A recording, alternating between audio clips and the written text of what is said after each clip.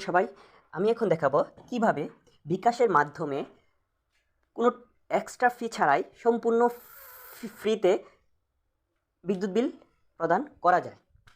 So আমি কথা না বেরিয়ে চলে যাই।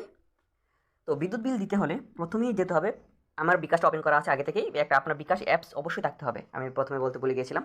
সো আপনাকে প্রথমেই যেতে হবে পে বিলে, বিদ্যুৎ বিলে পে বিলে গেলাম। আমার এখানে দুইটা বিল সেভ করা আছে আগে থেকেই, সমস্যা নেই। তো আপনাদের তো প্রথমে সেভ করা থাকবে না, প্রথম অবস্থাতে নিচে দেখেন সব প্রতিষ্ঠান লেখা আছে, আপনি কী দিবেন, বিদ্যুৎ বিল দেবেন, বিদ্যুৎ, গ্যাস, পানি, ইন্টারনেট সব দেওয়া যাবে কিন্তু। তো আমি এখানে নিচে দেখেন এখানে সব প্রতিষ্ঠান, এখানে বিদ্যুতে ক্লিক করলাম।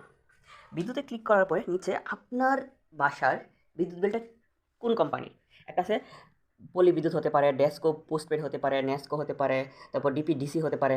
সো সেটা কীভাবে বুঝবেন, আপনার বিদ্যুৎ বিলে সবার উপরে লেখা থাকবে বাংলাদেশ পাওয়ার ডেভেলপমেন্ট বোর্ড, হ্যাঁ, কিংবা বাংলাদেশ পাওয়ার ডেভেলপমেন্ট কর্পোরেশন, বিভিন্ন ধরনের হতে পারে। আপনারটা কী লেখা আছে, বাংলাদেশ পাওয়ার ডেভেলপমেন্ট বোর্ড যদি থাকে, আমি একটা দেখাবো, বিপিডিবি, তাহলে এটা সংক্ষেপে কী হবে, প্রথম অক্ষরটা বিপিডিবি। যদি বাংলাদেশ পাওয়ার ডেভেলপমেন্ট বোর্ড লেখা থাকে, তাহলে আমার এখানে বিপিডিবি পোস্টপেড, প্রিপেড হতে পারে আবার পোস্টপেড হতে পারে। তো আমি গেলাম BPDB, Bangladesh power development board, BPDB postpaid, আমারটা পোস্টপেড। তো এখানে কী হবে, আপনাকে মিটার নাম্বারটা দিতে হবে প্রথমে। বিপিডিবি প্রিপেডে ক্লিক করে ফেলছি, সরি বিপিডিবি পোস্টপেড, হ্যাঁ বিপিডিবি পোস্টপেডের ক্ষেত্রে আপনার কনজিউমার নাম্বার দিতে হবে। আপনার যদি প্রিপেড হয় তাহলে আপনাকে মিটার নাম্বারটা দিতে হবে। আমি যেহেতু বেশিরভাগই পোস্টপেড, আমি এখন পোস্টপেডটাই দেখাই। তো পোস্টপেডে কনজিউমার নাম্বারটা কোথায় থাকে, একদম ডান পাশে দেখবেন মান্থ, বিল নাম্বার, সিডি, ইস্যু ডেট, তার নিচের একটা রো আছে MI, PRV, previous account number, তারপর কনজিউমার নাম্বার।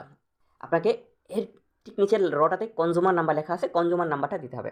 আমি এখানে একটা কনজিউমার নাম্বার এখানে আমি দেখানোর জন্য দিলাম 7768998, এটা একটা আমার কনজিউমার নাম্বার বিদ্যুৎ বিলে। সো এখানে যে আপনি পরবর্তীতে দেওয়ার জন্য সেভ করে এখানে সেভ একটা টিক চিহ্ন দিয়ে রাখতে পারেন, আপনি সেভ হয়ে থাকবে। তারপর এখানে আপনি রেফারেন্স নাম্বার দিবেন, রেফারেন্স নাম্বার ধরেন যে কোনো একটা XYZ হতে পারে, হ্যাঁ XYZ দিলেন।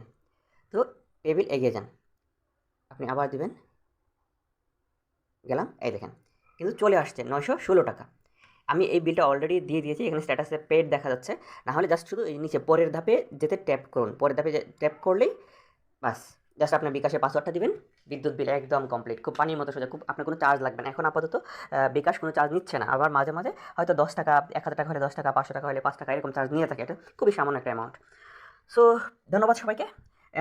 আপনারা যদি এরকম আরও সুন্দর সুন্দর টিপস পেতে চান তাহলে অবশ্যই আমার চ্যানেলটা সাবস্ক্রাইব করে রাখবেন, আশা করি ভালো লাগবে। Thank you.